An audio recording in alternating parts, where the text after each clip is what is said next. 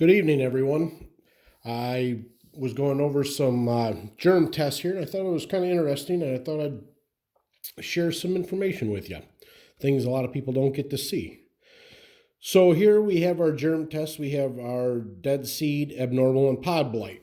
And if you look over, we got 98% germ, 0 on the dead seed. The abnormal is 2%, and pod and stem blight is 0.25%. Now, the pod and stem blight, depending on the seed treatment, can easily take care of that, which we'll go over in another video. The abnormal basically means it wasn't even with the rest of them, but it doesn't mean that it won't produce. I got a variety a number of years ago from South America for parent seed, and the abnormal was like 12 or 14%. And when we planted it, you couldn't tell the difference. So I'm not too worried about that. Then, of course, you have your purity, and everything looks good there. But what was interesting is down here we have our saturated cold germ, which came back pretty well at 94%.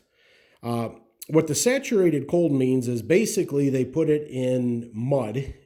They stick it in a controlled environment at 50 degrees Fahrenheit for 7 days, and then they turn up the temperature to 77 degrees for 3 days, and then they read it. So that's what it came back at as the final numbers, so I don't think that's too bad. And considering more and more people are planting earlier and earlier, pretty much I highly recommend talking to your seed rep and seeing what the cold germ is, or taking a sample, and you can send it up here to Illinois Crop. They do it for anybody and everybody. I forgot what it cost is per sample, but might be worth looking into.